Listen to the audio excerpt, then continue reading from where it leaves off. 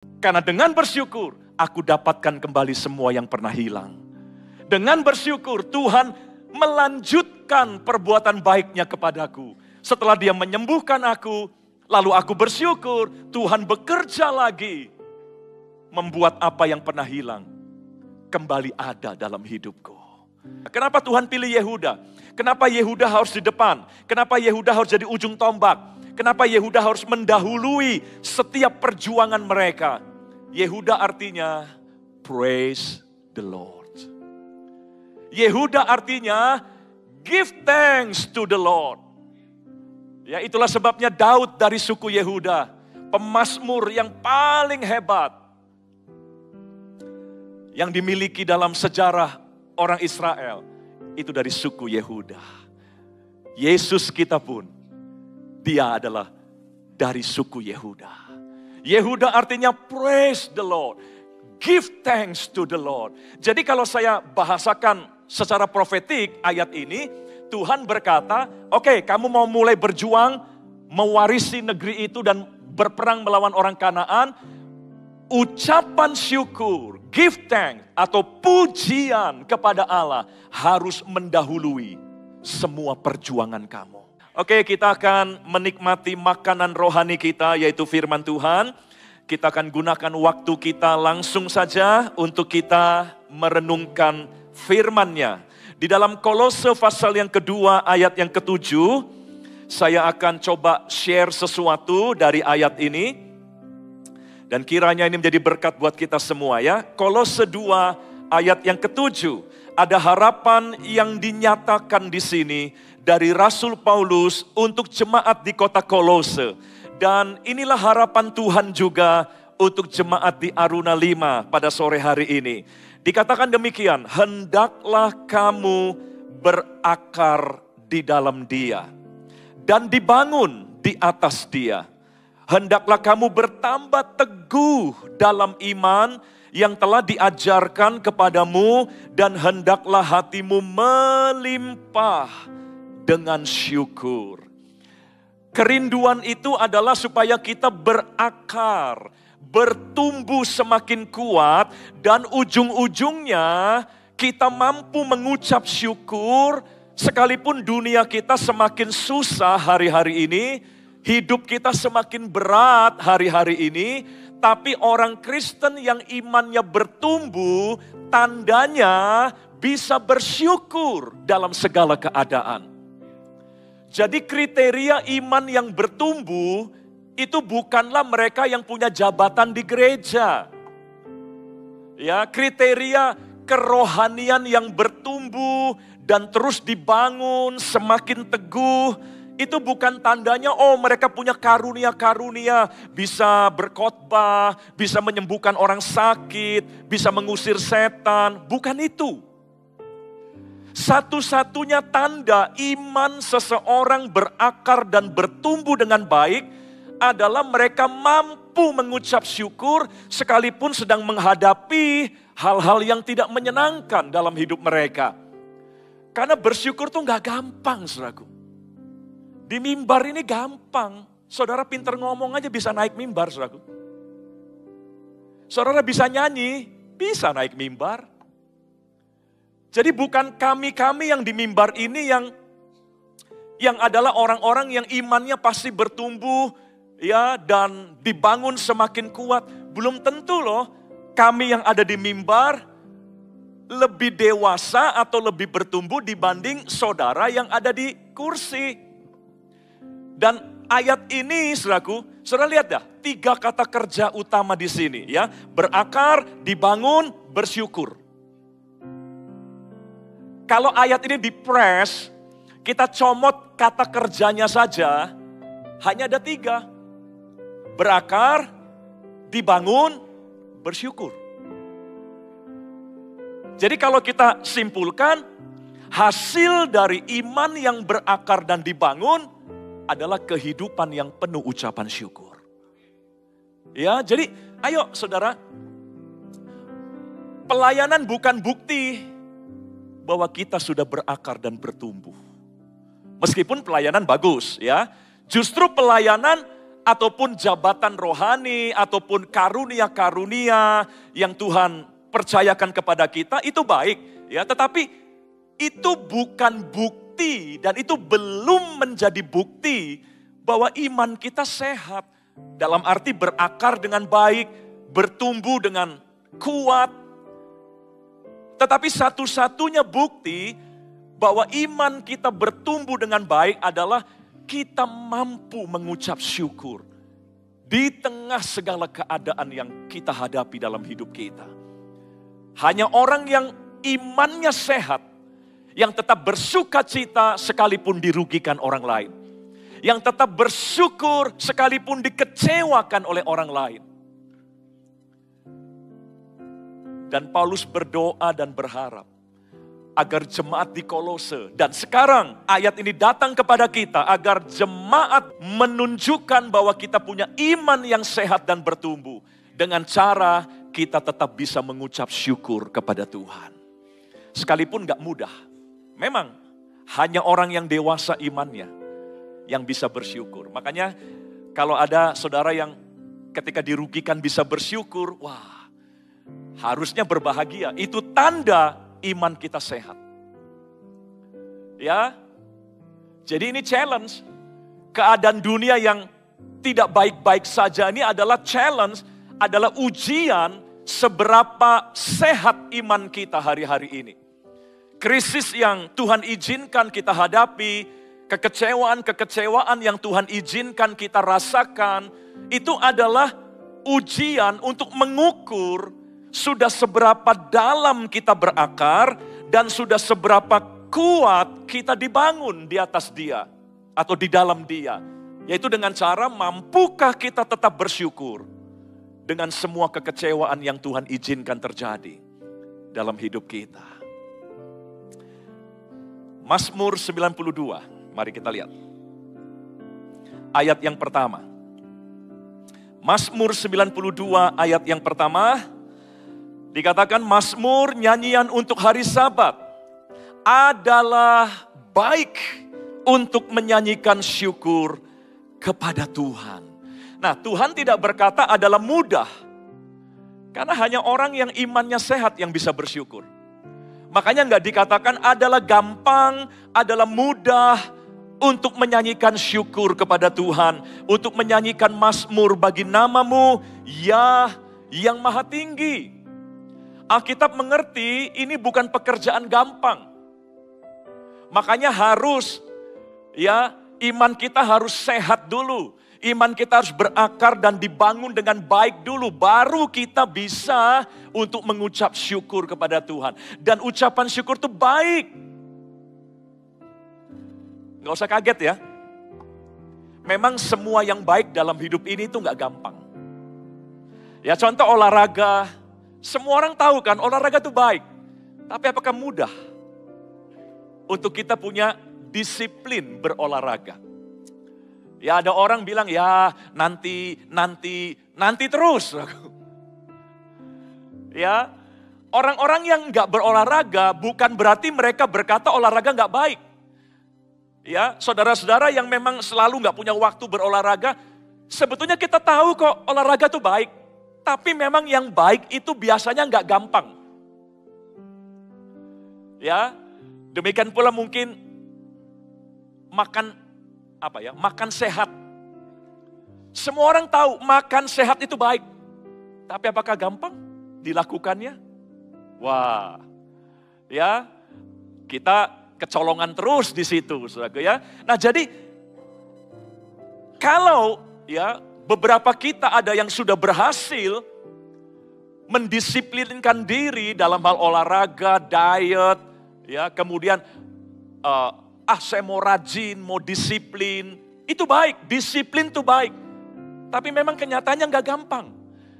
Ya, nah kalau kita ada beberapa yang sudah berhasil, saya bisa akhirnya punya kebiasaan berolahraga, saya bisa akhirnya punya gaya hidup sehat. Maka Tuhan mau berikan satu tantangan lagi, ayo yang satu ini juga, bersyukur itu memang gak gampang, tapi itu baik untuk kita. Ya, kalau untuk olahraga kita berani memaksakan diri karena kita tahu itu sehat, itu baik, maka sekalipun enggak mudah, tapi kita berani memaksakan diri untuk itu. Nah, demikian pula ucapan syukur, butuh kesengajaan, intentional. Sama seperti olahraga, butuh disengaja. Kalau nunggu mood, nggak bisa-bisa. Kalau nunggu, ya kalau ada temen, akhirnya nggak pernah olahraga, nggak akan bisa mulai olahraga.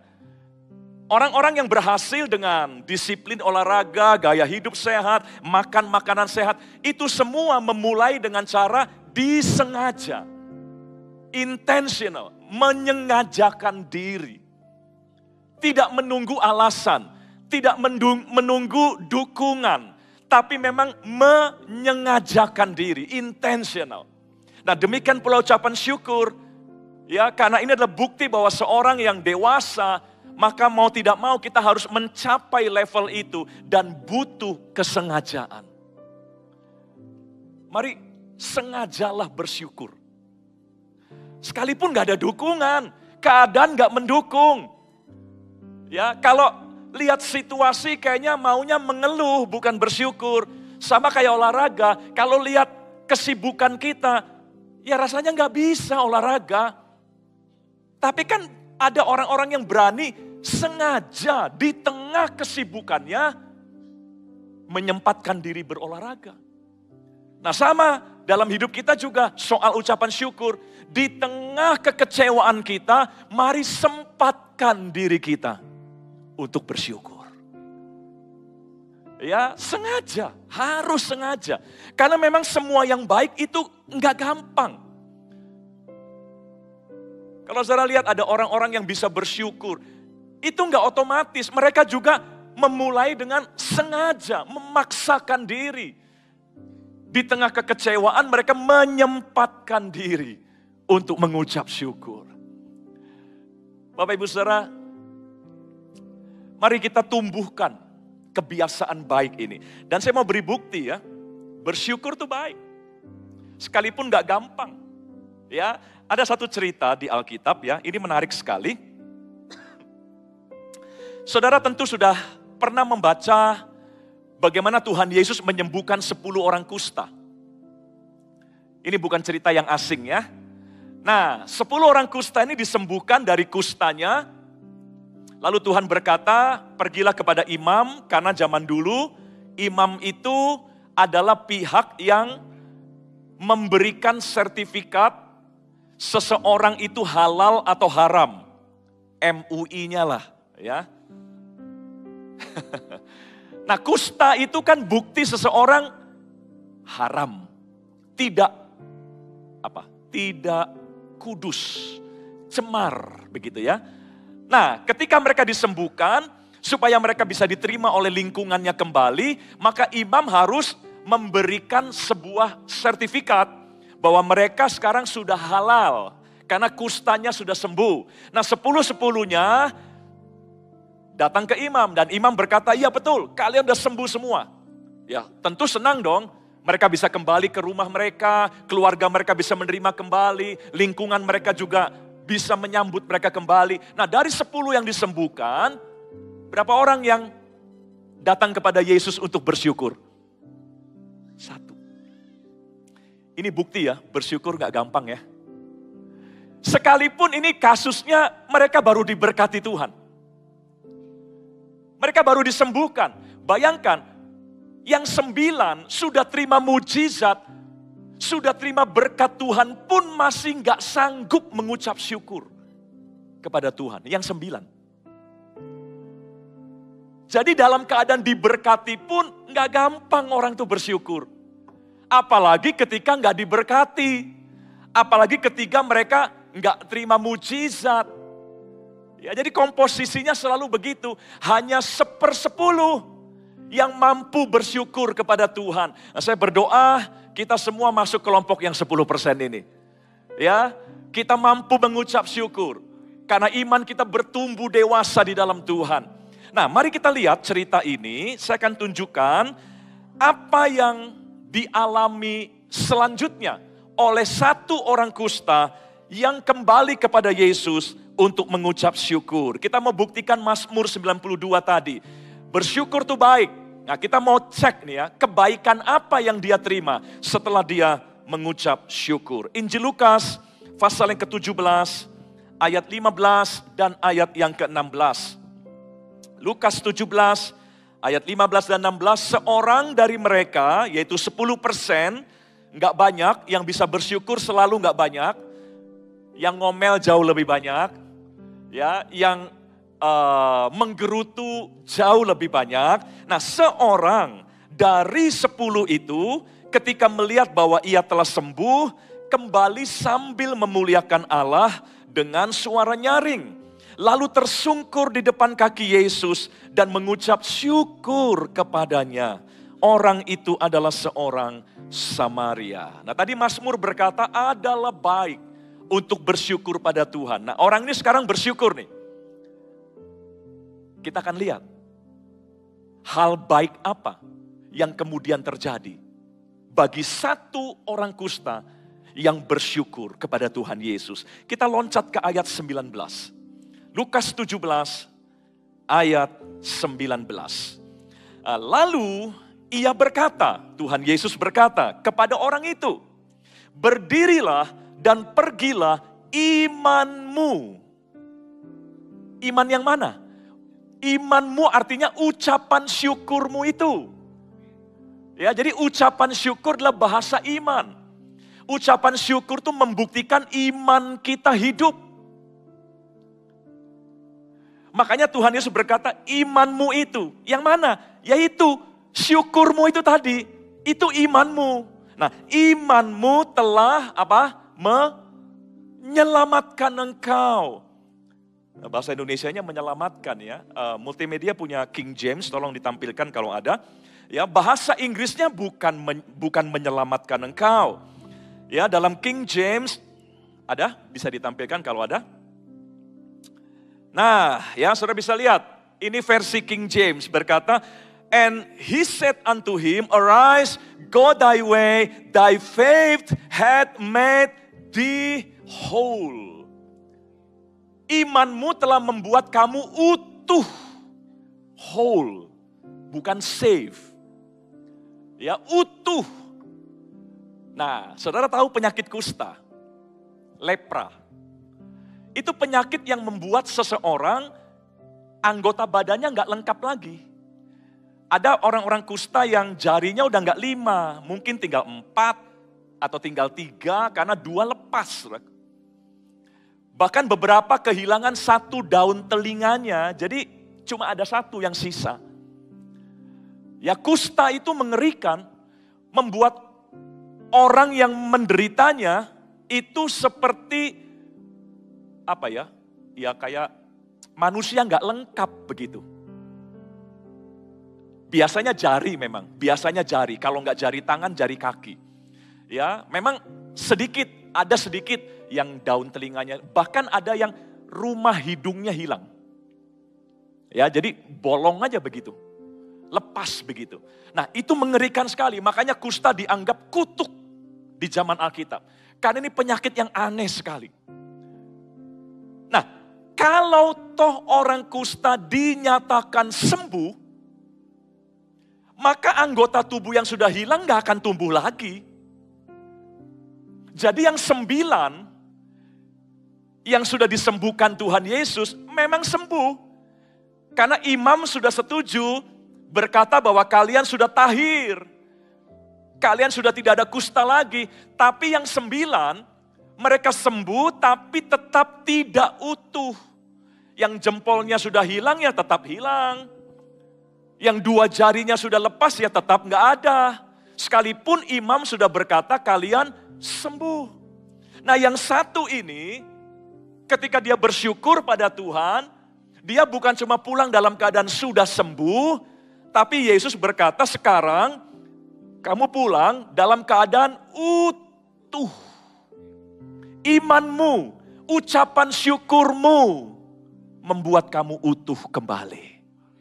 Jadi orang ini pulang, kalau seandainya dia pernah kehilangan jempolnya, Maka dia pulang dengan jempol yang baru. Karena dikatakan dia pulang utuh, berarti nggak ada yang hilang lagi. Meskipun karena kustanya dia pernah kehilangan beberapa anggota badannya. Tapi karena dia sudah disembuhkan dan mengucap syukur pada Tuhan, maka Mazmur 90 digenapi, adalah baik untuk bersyukur pada Tuhan. Dan waktu dia bersyukur, maka kebaikan Tuhan dilanjutkan dalam hidupnya. Imanmu, ucapan syukurmu, membuat kamu pulang dalam keadaan utuh. Yang 9 pulang dalam keadaan sehat, cuma sehat, tapi nggak utuh. Tapi yang 1 pulang tidak cuma sehat, tapi kembali utuh lagi. Nah, dalam tradisi Yahudi, cerita ini ada. Jadi nggak cuma ada di Alkitab. Ya, dalam tradisi orang-orang Israel, cerita ini masuk dalam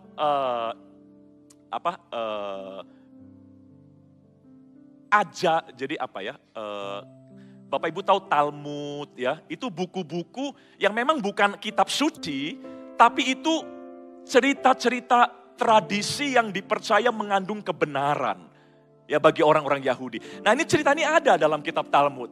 Jadi diceritakan di situ, orang ini pulang seperti orang yang tidak pernah punya sejarah kena kusta. Yang 9 pulang memang sehat, tapi orang tahu, wah karena nggak lengkap, berarti kalian dulu pernah kusta nih. Meskipun sekarang enggak. Tapi yang 1 ini, orang akhirnya pangling.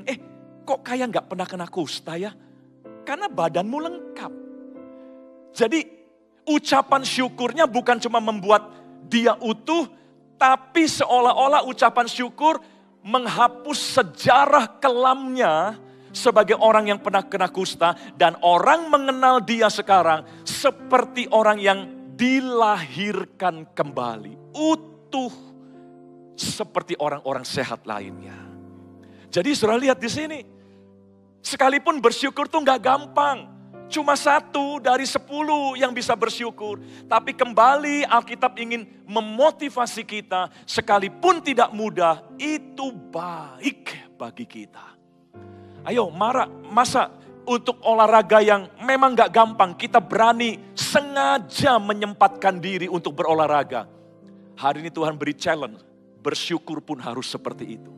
Sekalipun di tengah kekecewaan, di tengah mungkin kepahitan kita, di tengah segala kekhawatiran dan ketakutan kita, mari sengaja sempatkan diri untuk bersyukur. Kalau si kusta itu bisa hadir malam ini di depan kita, dia akan berkata, ternyata memang betul, bersyukur itu baik. Karena dengan bersyukur, aku dapatkan kembali semua yang pernah hilang.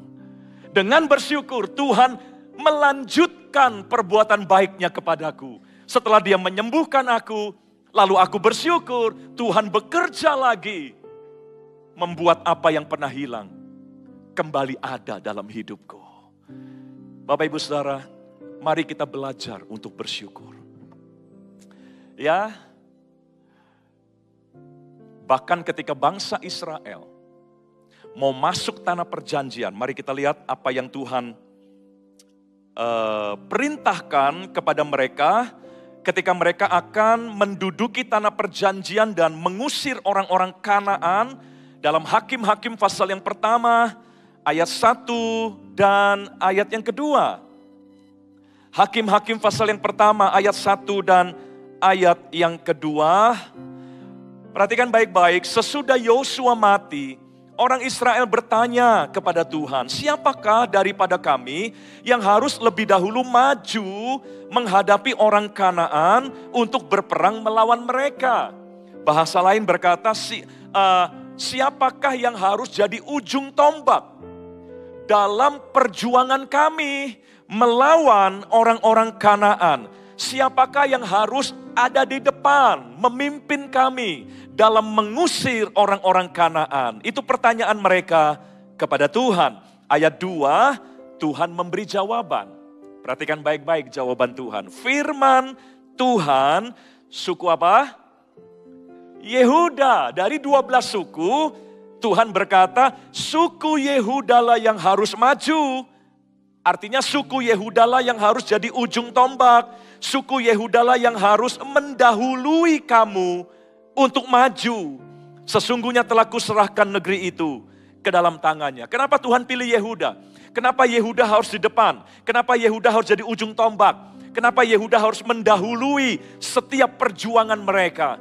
Yehuda artinya praise the Lord. Yehuda artinya give thanks to the Lord. Ya, itulah sebabnya Daud dari suku Yehuda, pemazmur yang paling hebat yang dimiliki dalam sejarah orang Israel, itu dari suku Yehuda. Yesus kita pun, dia adalah dari suku Yehuda. Yehuda artinya praise the Lord, give thanks to the Lord. Jadi kalau saya bahasakan secara profetik ayat ini, Tuhan berkata, oke, kamu mau mulai berjuang, mewarisi negeri itu dan berperang melawan orang Kanaan, ucapan syukur, give thanks atau pujian kepada Allah harus mendahului semua perjuangan kamu. Itu strategi Tuhan. Ya, itulah strategi yang Tuhan pernah terapkan kepada bangsa Israel dan akhirnya mereka bisa menduduki tanah Kanaan. Meskipun bangsa-bangsa Kanaan rasanya mustahil untuk mereka kalahkan. Karena orang-orang Kanaan secara fisik jauh lebih besar dibanding fisiknya orang Israel. Tapi Tuhan punya cara, ya, perjuanganmu harus dimulai dengan ucapan syukur. Nah, ini kan aneh bagi dunia. Dunia baru bersyukur kalau perjuangan sudah berhasil. Tapi strategi Tuhan sebelum memulai perjuangan, jauh sebelum perjuanganmu berhasil, bahkan ketika engkau baru mulai berjuang, ucapan syukur gak boleh ketinggalan. Harus di depan itu semua. Saudara, kita sedang berjuang apa?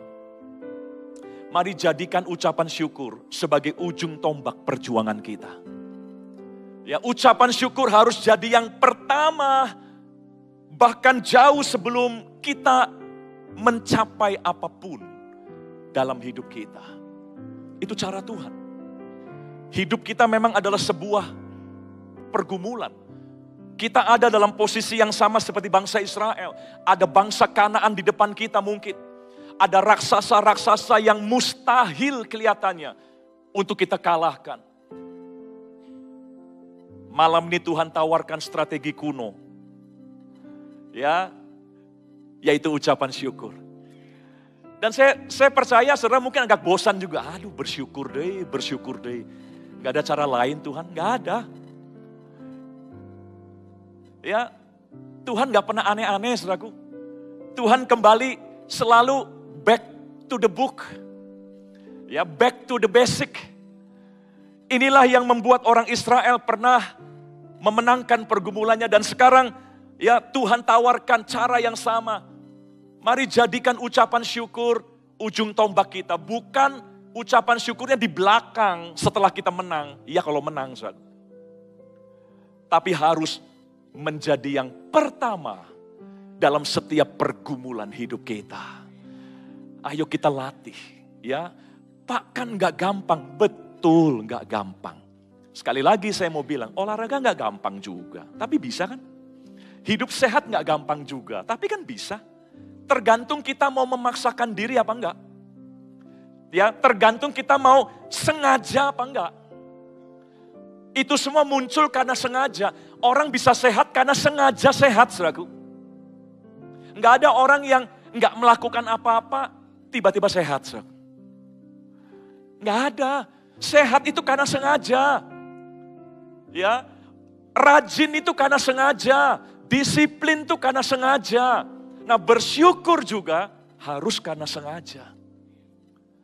Ayo saudaraku, saya tahu kita sepertinya nggak punya waktu untuk bersyukur. Karena begitu banyak kekhawatiran, kecemasan, kekecewaan yang kita alami. Mari sempatkan diri kita di tengah itu semua untuk mengucap syukur pada Tuhan. Ayat terakhir, Mazmur 136 ayat yang pertama. Mazmur 136 ayat yang pertama. Pemusik bisa siap di tempat ya. Mari kita baca bersama-sama ayat terakhir kita. Kita perkatakan bersama-sama. Yuk 1, 2, 3. Bersyukurlah kepada Tuhan sebab Ia baik. Bahwasannya untuk selama-lamanya kasih setianya. Jadi satu-satunya alasan untuk kita bersyukur cukup bahwasannya Dia baik. Mari sadari bahwa kita punya Allah yang baik. Sekalipun dunia kita sedang tidak baik-baik saja, tapi Allah selalu baik bagi kita. Ya, jadi pemazmur berkata, nggak usah tunggu keadaanmu baik, nggak usah tunggu duniamu baik, nggak usah tunggu orang-orang di sekitarmu baik. Cukup engkau tahu bahwa Dia baik, engkau punya alasan untuk mengucap syukur dalam hidupmu. Ya, mari saudaraku, kita punya alasan ini. Kita punya alasan ini, kita punya Allah yang baik. Dan itu seharusnya cukup untuk kita bisa bersyukur di tengah segala keadaan yang sedang kita hadapi. Bapak Ibu Saudara, biarlah ini menantang kita malam hari ini. Ayo, ya paksakan diri kita, intentional untuk kita belajar bersyukur kepada Tuhan. Yuk kita berdiri bersama-sama.